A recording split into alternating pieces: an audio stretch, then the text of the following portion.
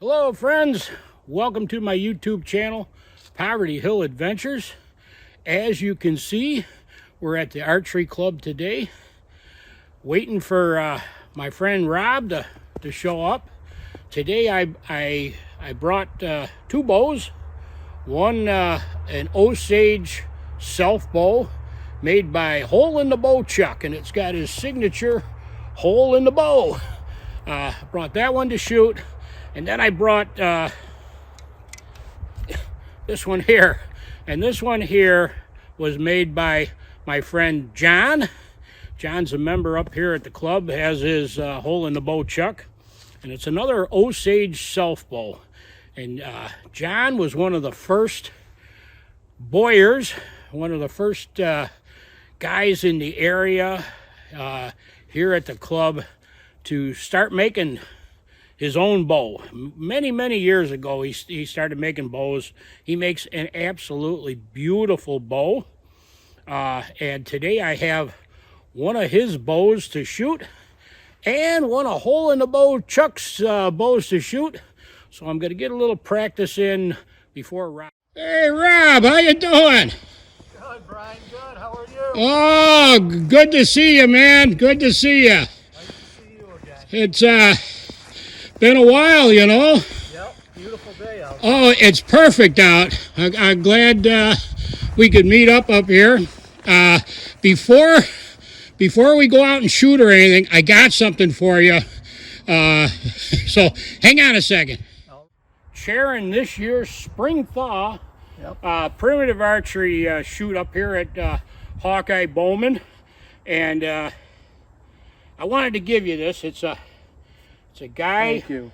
A guy playing Snow Snake, and I wanted to give you this for a door prize for to shoot. Use it however you want, either a door prize or maybe I definitely will. It's beautiful. Yeah, I painted that just recently, and I thought what a perfect place to give it away would be up here at the club, and you could use it as a door prize. So most definite. Now, for our southern friends, they might not know what snow snake is. Snow snake. For those of you who live in areas where snow snake is not played, snow snake is a Native American game, and it involves a about 5 to maybe as long as 6.5 foot throwing dart, I'm going to call it. It's called a snow snake, and it has a weighted head on it. And the object of the game is to see who can throw it the furthest on a frozen surface. Some do it on a frozen lake. Others actually build I'm going to call it a track, an elevated track with a groove worn in it. And the object is to take your snow snake, run up, and chuck it, throw it as far as you possibly can. It's a team sport, and it's a lot of fun. They play it down in Salamanca and other areas around here, and I thought, what a great representation. A cool thing to give Rob for a door prize this year.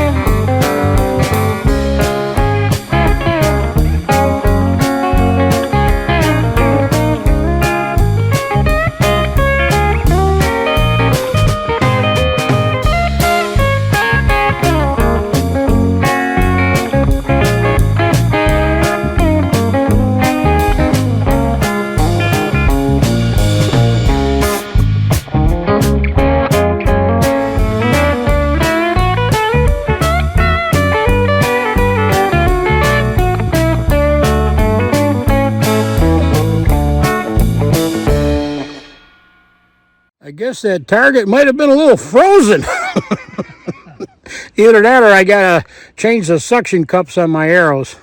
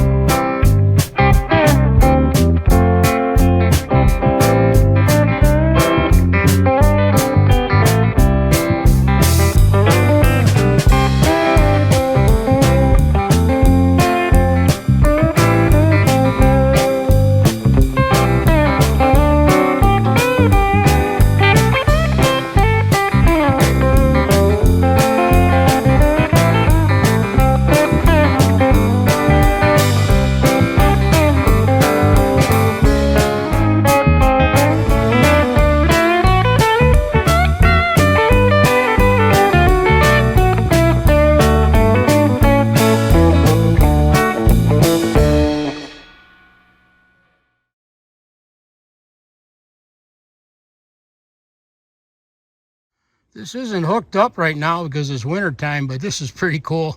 Target runs on these rails here, and gravity takes it down, and it acts like a moving deer or whatever you want to put on it. Here's where the animal target goes. It's on this little sled here, and it runs along this track.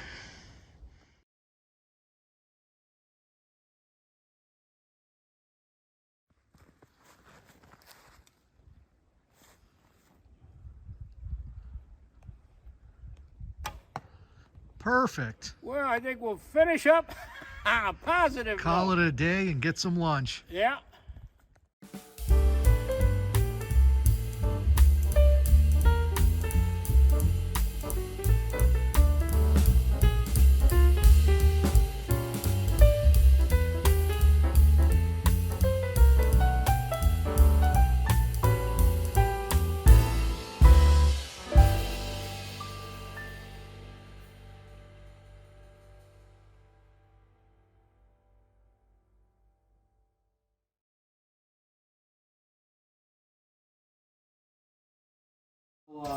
Me, my wife Judy, who's also, her nickname is Two Buckets, because anytime she goes to get water, she always takes 2 buckets with her. 2 buckets. We got Jean. What's your nickname? I don't have one. You don't have one. You gotta get one. She went to her first rendezvous 2 years ago, and she got a nickname the first year. I still don't have one, but I guess that could be good or bad. That might be good. Yes. And Hole in the Bow, Chuck went, and Gene, and we camped up at Sugar Grove, Pennsylvania. It was right below Jamestown. We got there on early setup. So when we first got in, the parking area is way up on a hill, and you have to go all the way around some dirt roads to get in, but we couldn't get in that first day because the cows were still in the pasture. So Okay. they had to move the cows out. And then the next day we were able to get our vehicles out. So in some of the pictures you might see vehicles behind the tents. That was the first day, but it was early setup. And I did wear today the token that they gave us. It's a nice feather. Oh, cool. And I made the necklace part out of some basswood that I had retted and Very cool. made into cordage. So I made that out of that. For those of you who don't know, normally at Black Powder Primitive Rendezvous, when you attend one, they give you a medallion, and a lot of people collect them, and they have a great big display of all the rendezvous they've been to. Some of them have 100 of them. Yeah, that's cool. That's very cool. Yeah, so I save all mine, and I don't put them on a plaque like they do and put them outside their tents, but I have the Hobo Hilton to set up. The Hobo Hilton. Rob is the first franchise of the Hobo Hilton, and he represented us down at At the Eastern? I did, and I had so many people come by. Even on Visitors Day, people were stopping by and Hobo Hilton, that's great, that's great. A couple of the campers wanted to know if they could stay there next year. Some tenants, but I told them we'll have to see. So a little funny story is the first night we get everything set up. And usually the way we do it is we'll buy a sub sandwich the night before, and after you get set up, you don't want to start cooking and get all the fires going and all that. So we had our sub sandwiches, and then we got one fire going for the 3 camps that we had there. And we were sitting around and drinking a few pops, and so I had to take a walk outside for a second to do my business, and I was just looking up at the sky and noticing how clear it was, and I saw a shooting star. So I yelled back, "Oh, I just saw a shooting star." And I turned around to walk back, and I look up and I see a whole string of lights off in the distance coming through the sky.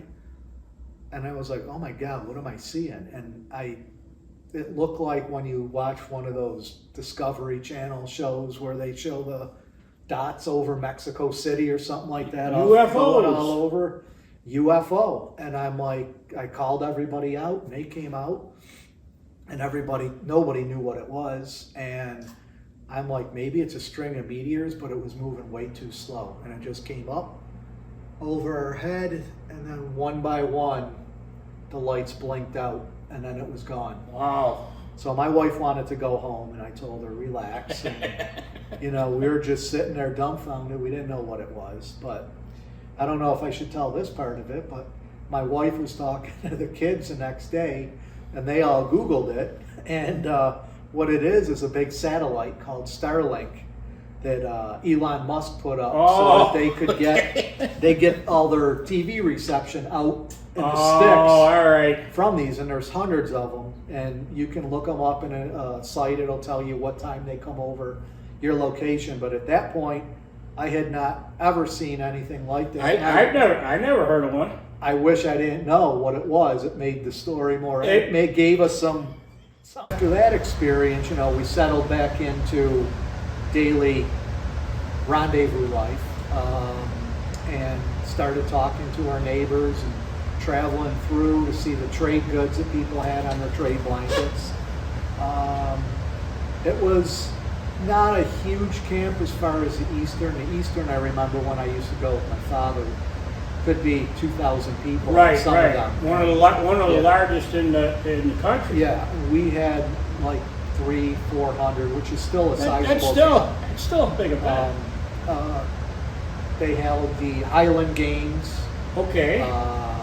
We went and we shot our bows every morning because you could qualify every day. Okay. And the first 2 days, me and Hole in the Bow Chuck, we were misscoring because the way they described it to us, we were actually hitting better than we thought we were. Okay. And so one of the guys came with us and scored, and Chuck took first place that day. Wow. And I took second place. Cool. And Congratulations. I got a nice cast iron pie Cool. plate. So Cool. I got to make pie this year at the Rendezvous. They also had, I think it was Sunday, they had Highland Games. Okay. Where they get guys and women, all you had to do was have a kilt on to compete, and they would throw the big rocks as far as they could. And there was one woman there, I think she beat probably 3/4 of the guys that were competing. Wow. And they had the big tall log you had to toss. Yeah. Bagpipers. It was a really good time, just even if you didn't compete, to sit and watch. And again, you've got nothing but time on your hands. Right. Time stops. There's no watches. You just sit back and watch people go by, and you eat when you want to eat, and you get up and walk when you want to walk. Right. Just an overall good time. And of course, they have muzzle loading events, right? Yes, they do. I didn't bring my muzzle loader with me this time, but they did have muzzle loading shooting every day at a certain time, and at that point, they would close down the walk to the cars up in the lot because it was along the side of the woods. So during that time, you pretty much stayed in camp. You didn't go up to your vehicle if you forgot something or needed something. They did have Friday night fish fry held for us at the AmVets post down the street. Wow. And that was, I didn't go to that. We had all our own. We fried our own fish. Yeah. But we heard that was pretty good. Food, always fantastic. Gene. Well, you're traveling with Rob, who's an excellent cook, Hole in the Bow Chuck, who's another excellent cook, and Gene. You can't beat Gene's breakfast. No, he makes a great breakfast. Gene cooks all the breakfasts, and it could vary from bacon, eggs, sausage, cheese burritos to a breakfast pizza to, oh God, what else does he make? A mountain man breakfast. He's always got something up his sleeve different. Sandwiches, breakfast sandwiches another day. Just always good. And Chuck makes one hell of a deer meat stew. Yeah. He's got that thing going all day. I've had Chuck's venison soup, which is great. I tell you, it's great. Venison cheeseburger soup. Venison cheeseburger soup. Yes. Chuck cooks. That's always great. And then you browse around the camp during the evening time. They do have a large tent set up that's for festivities, and they have a themed night. You know, one night it might be pirate night, and everybody has a really good time, but it's usually over with by 11, and then everything quiets down pretty much in camp. Once in a while, you'll get some rowdy people. You're going to have to expect that. Yeah. And you know, the dog soldiers will walk up if it gets too out of hand and say, "Okay, enough, stop." And I they'll stop. I think the best part about going to Rendezvous, Black Powder Rendezvous, is the evening. Once the sun goes down and all the primitive camps are set up and the fires and the lanterns, it's just a beautiful sight. Oh, and I think I sent you a picture of, we took a wagon ride. The gentleman that owned the property, he asked around one night, anybody want to take a wagon ride at night? He brought us all the way to the top of the hill. And then we looked down and you can see all the tents lit up with the candlelight. And how cool is that? Campfires going, and it gives you a good sense of So if all the stars are aligned and your mind is in the right place, you're transformed back 200 years. Yes. Everybody is dressed as they would have been in the 1800s, the long hunter to mountain man period. Yep. And the camps are all as close to period correct as possible. Yes, this is a rendezvous. There's a difference between living history reenactment, which is strict. Even the food, even the food you're eating is dried corn, correct, and beef jerky and whatever you could make out of it, cornmeal. These are a little more lenient because they want new people to get in, and Visitors Day shows people what they can do, and nobody's ever harsh on somebody new that's just starting out.